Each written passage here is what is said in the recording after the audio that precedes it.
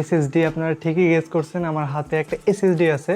আমি রিসেন্টলি আমার কম্পিউটারে 128 জিবির একটা এসএসডি আমার কম্পিউটারে লাগাইছি। তো এটা লাগানোর পরে আমার কম্পিউটারে কি কি এক্সপিরিয়েন্স হয়েছে, এটা লাগানো কি উচিত, এসএসডি লাগাইলে আপনার কম্পিউটার কতটা ফাস্ট কাজ করে বা কত কী হয়, যেটা একটা প্রচলিত একটা কথা আছে যে এসএসডি লাগাইলে নাকি কম্পিউটার সুপার ফাস্ট কাজ করে।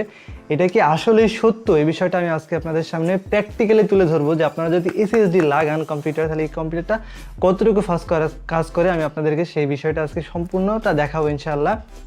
এবং আপনারা এসএসডি কিনবেন কিনা এবং এসএসডি সমস্ত বিষয়ে ভিডিও টিউটোরিয়ালে আপনাদের আলোচনা করবো। তো ভিডিওটি কেউ মিস করবেন না, প্রথম থেকে শেষ পর্যন্ত দেখবেন। আর যারা প্রথমবার এই ভিডিওটি দেখতেছেন আমার চ্যানেলে, তারা অবশ্যই আমার চ্যানেলে সাবস্ক্রাইব তো মাস্ট বি, আর বেল আইকনে প্রেস করে রাখবেন যাতে এরকম ইন্টারেস্টিং ভিডিও সবার আগে আপনার চ্যানেলে আপনার কাছে পৌঁছে যায়। তো আর কথা না বলে, কোনো টাইম ওয়েস্ট না করে ভিডিও শুরু করি। Let's get started.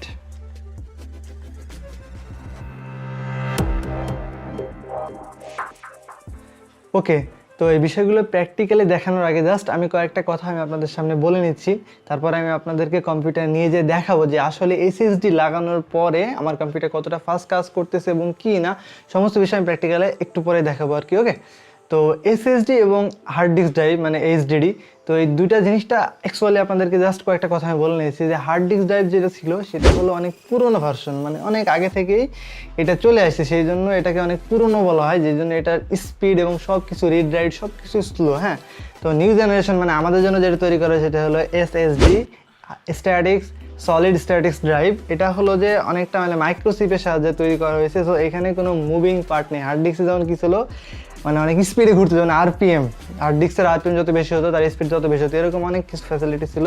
তো আমাদের এই এসএসডিতে এরকম কোনো মুভিং পার্ট বা এরকম কোনো কিছু নয়, মাইক্রোচিপ ব্যবহার করে এটা তৈরি করা হয়, তার স্পিড আমরা অনেক ভালো পেয়ে থাকি। এখন সবার মনে প্রশ্ন জাগতে পারে যে এসএসডি ফাস্ট কেন, হোয়াই এসএসডি ফাস্ট, আর এসএসডি লাগাইতে কেন বলতেছেন বা কী কী সুবিধা পাবো।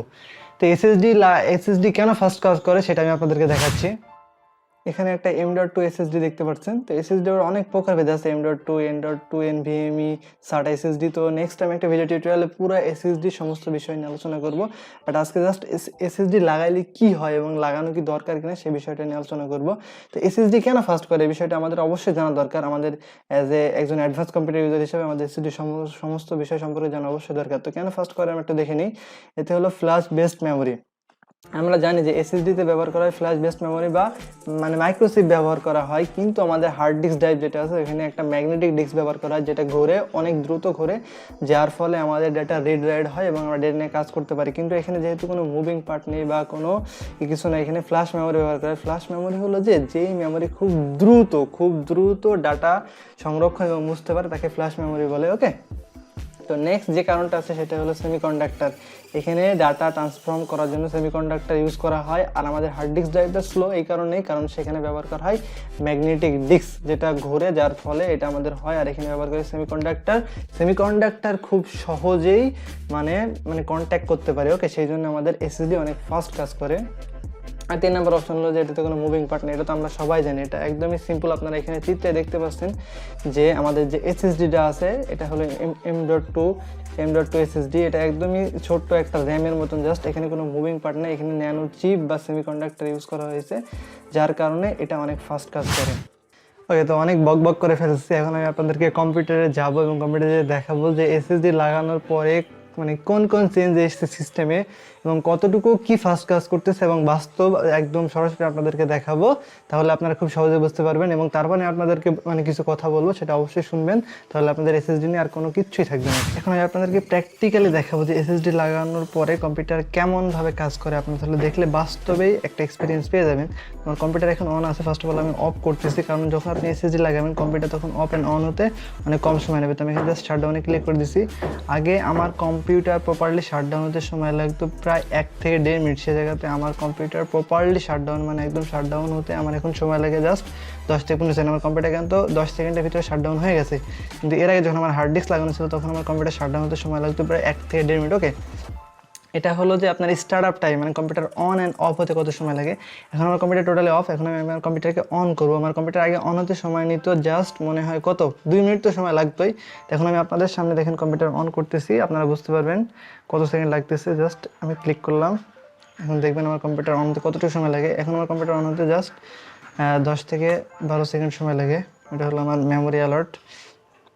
তো একটু অপেক্ষা করুন, দেখেন তাহলে আপনি খুব সহজে বুঝতে পারবেন। এই যে আমার কম্পিউটার অন হয়ে যাচ্ছে, খুব সিম্পলি কিন্তু অন হয়েছে। আগে এই কম্পিউটার অন হতে এত সময় লাগতো কি বলবো।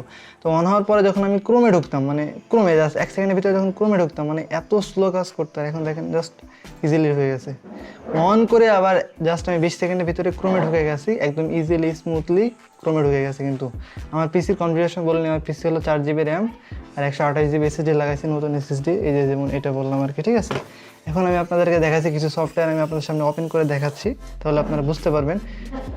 তো ফার্স্ট অফ অল আমি আপনাদের সামনে ফটোশপ ওপেন করে দেখাচ্ছি। ফটোশপ অনেক হেভি একটা সফটওয়্যার। আগে আমি যখন ফটোশপ ওপেন করতাম, মানে ভুলে একবার চাপ লেগে গেলে ফটোশপ ওপেন হতে লাগতো 1 মিনিট বা 40 সেকেন্ড লাগতো, কিন্তু এখন ফটোশপ ওপেন হতে জাস্ট লাগে মনে হয়, আমি আরেকবার দেখলাম 14 সেকেন্ড। তো আমি আপনার সামনে ওপেন করে দেখাচ্ছি ফটোশপ।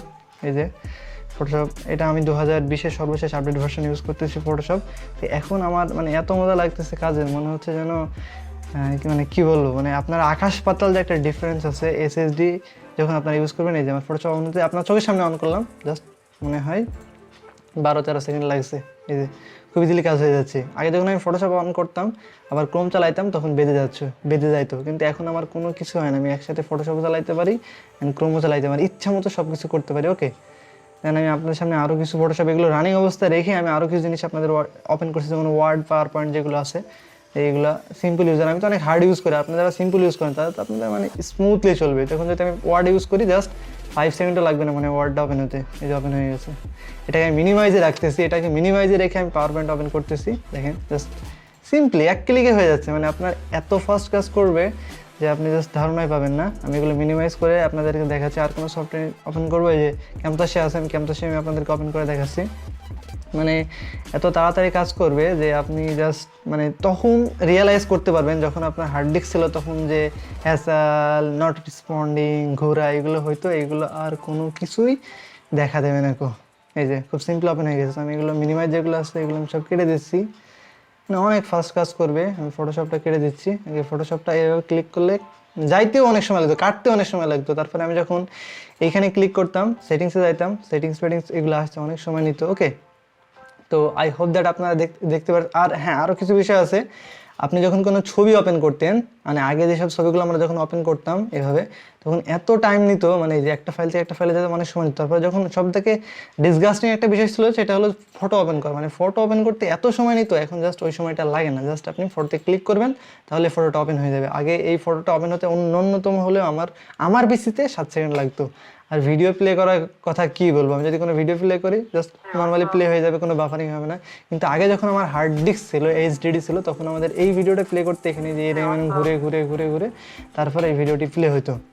তো আরও আশা করি আমি আপনাদেরকে সব বিষয় মানে ভালো মতো দেখাই দিচ্ছি, আর কোনো কিছুই নাই। আর আমার হলো যে 128 GB SSD, যেটাতে আমি শুধু উইন্ডোজটা ইনস্টল দিয়ে রাখছি, আর বাকি আমার 1 TB হার্ড ডিস্ক, মানে হার্ড ডিস্কে পড়ে আছে আর কি, ঠিক আছে। শুধু এখানে আমার উইন্ডোজটা ইনস্টল দিয়ে আছে, তাই এত ফাস্ট কাজ করতেছে। আমার কিন্তু 8 GB র্যাম না, জাস্ট 4 GB র্যাম। ওকে, আশা করি আপনারা সমস্ত বিষয় প্র্যাকটিক্যালি দেখে ফেলেছেন। ওকে, তো আমি আপনাদের সমস্ত বিষয় আপনার চোখের সামনে দেখালাম। এখন আপনারাই বলেন যে এই 2000 টাকা খরচ করে এসএসডি কম্পিউটার লাগানো উচিত না এই কচ্ছপের মতন করে ল্যাপটপ চালানো উচিত। আমার মনে হয় যে 2000 টাকা খরচ করেন, একটা এসএসডি লাগান। যদি আপনার পিসিতে M.2 পোর্ট সাপোর্ট করে M.2 লাগান, যদি M.2 NVMe সাপোর্ট করে NVMe লাগান, যদি SATA সাপোর্ট করে তাও লাগান, বাট আপনি একটা এসএসডি লাগান, মানে আপনার পারফরমেন্সের এত আকাশ পাতাল ডিফারেন্স দেখবেন আপনি তখন ইউজ করার পরে বুঝতে পারবেন। আর যে কথাটা প্রথমে বলছিলাম যে এসএসডি লাগালে নাকি কম্পিউটার সুপারফাস্ট কাজ করে, ইয়েস, এসএসডি লাগালে কম্পিউটার সুপারফাস্ট কাজ করে যদি আপনার র্যাম ঠিক থাকে, প্রসেসর ঠিক থাকে। আর যদি আপনি একটা এসএসডি লাগান তাহলে একটা পারফেক্ট কম্বিনেশন, একদম অনেক সুন্দরভাবে আপনার পিসি চলবে, যা আপনি যা কখনো কল্পনা করতে পারবেন না।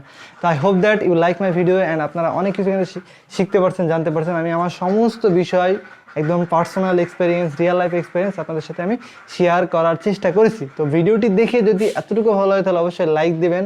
আমি 100টা লাইকের আশা করতেছি। 100টা লাইক যদি আমি পেয়ে থাকি তাহলে আমি আপনাদেরকে হার্ড ডিস্ক নিয়ে সমস্ত বিষয়, কত টাইপ হার্ড ডিস্ক, কাকে বলে, কোনটা নিয়ে ভালো হবে বা কোন কিছু, আমি সমস্ত বিষয় একটা ভিডিও টিউটোরিয়াল নিয়ে সামনে আসতে চলেছে, আলোচনা করব। সবাই ভালো থাকবেন, দেখা হবে আবার নেক্সট কোনো ইন্টারেস্টিং ভিডিও টিউটোরিয়ালে। সি ইউ, টাটা, আল্লাহ হাফিজ। ও আর সাবস্ক্রাইব তো মাস্ট বি। টাটা।